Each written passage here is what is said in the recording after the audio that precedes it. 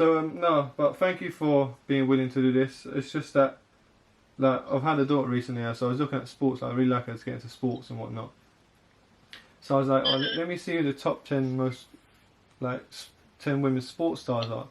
And then, like, it loaded up and it said top 50 hottest sports stars. I was like, whoa, like, is that what they did straight away? And then it kept going on, like, embarrassing moments in women's sports. I was like, that's not what I searched. Yeah. So I thought, let me do a little bit of digging and try and get some other opinions. So the first question I just wanted to ask you was just general one about what sports you've played and the teams you've played for. Yeah, so I've been playing sports all my life, and I grew up in a town where there was very little to do in the north of Sweden, and so everyone was just participating in sports. So I think the first sport I started was football at the age of 5, and then after that came orienteering, handball, basketball, what else? Well, like winter sports as well, of course, because we have snow a lot of it. So, but currently I play football for Clapton CFC FC, where I am one of the goalkeepers. Oh, nice. Yeah, I saw that. How was you getting on? Well, so I actually quite recently got into goalkeeping because it was just a lot of fun, and I used to be a right wing, but I'm old now, so never. I don't really have the energy to run as much anymore. Yeah. And I started doing a bit of goalkeeping and like five-a-side, and thought actually it's quite fun. I was only like the second goalkeeper when I was growing up because I wasn't scared of the ball. Yeah. And then started training properly, and then our first goalkeeper got injured, and another one of our goalkeepers was also injured, so it was just me, and it was a steep learning curve, but it was a lot of fun. Okay, good. So regarding sporting role models when you was a child, who would have been your sporting role model growing up? So the first one I think was my dad, just because he was very much into sports. He was quite a young dad, and he was the first coach I had in football, and we also had a very big garden with a football goal, and all the kids in the neighbourhood used to just come over to ours and play football. And he was also very encouraging. So is my mum, but she's terrible at sports, apart from badminton. She's great at badminton and running. So they were just very encouraging, but he was also very participating a lot, which I think helped to keep my interest and participation levels up. And also he spoke about sport in such a passionate way that I got very interested in watching and following sports in that sense as well. Okay, good. It sounds like it was quite encouraging. Yeah, definitely. And then in terms of like when I got into sports more and more, I think my first ever like proper sporting role model that was actually active in a sports was a football player called Hanna Ljungberg. She was a northerner like me. She was the best women's footballer in the world at the time, to the point where there was an Italian men's football team that wanted to sign her. So wow. What position did she play? She was pretty cool. Yeah. What position did she play? She was a striker. Oh, scoring all them goals. All right, wicked. So during your time playing sport, growing up until now, what are some of the positives and negatives that you faced playing sport? Growing up, as I said, I was very lucky because there was just sports all around us, and women's sports never felt like an afterthought, or just getting the leftovers in terms of pitch time and stuff. But it was also a very small town, so you had one women's team and one men's team, and they both got their fair share of pitch. But I think when I was a bit older and I moved further south, where there are more people living, it really did feel like women's sport was an afterthought, or you got the either like the super early slots on the pitch or the super late ones. And it was always only available if it was someone who was interested enough to start it themselves. It wasn't like a given that you could find a women's team to play for. It had to be someone who'd really like seen that it was missing and then started it up themselves. Yeah. If that makes sense. Yeah, no, it does. Okay, so playing sport, okay, like your football and your skiing, all your other sports. Did you ever feel judged as a woman playing sports?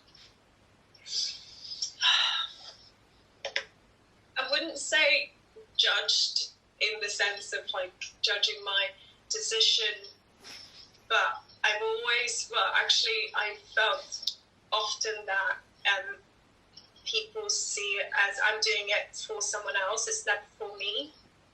Either it's I'm into football because I bet the boys love that you're into football. Yeah.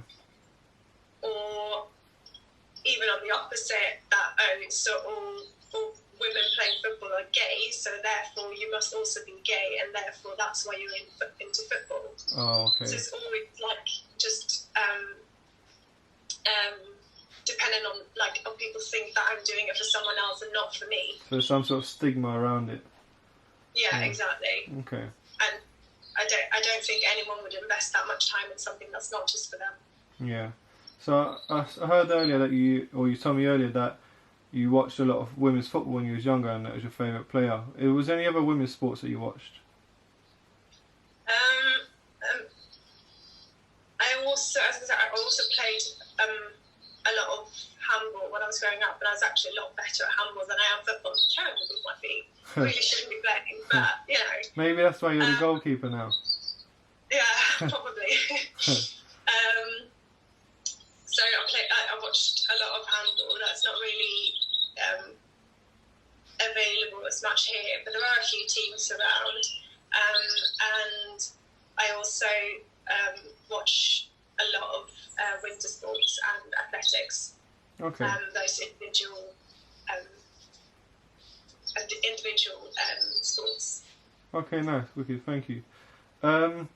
So I read up in a survey. Okay, the survey was by Insure for Sport. I believe it was in 2018, and they done like a survey, and they got the 10 most controversial comments by women and the 10 most controversial comments by men. And I was interested in some of the women's comments, and one of the comments that was made was that someone commented that they don't watch the sport because they find women slow, weak, and boring. What's your opinion on that? Really angers me. Yeah, I could imagine. I think,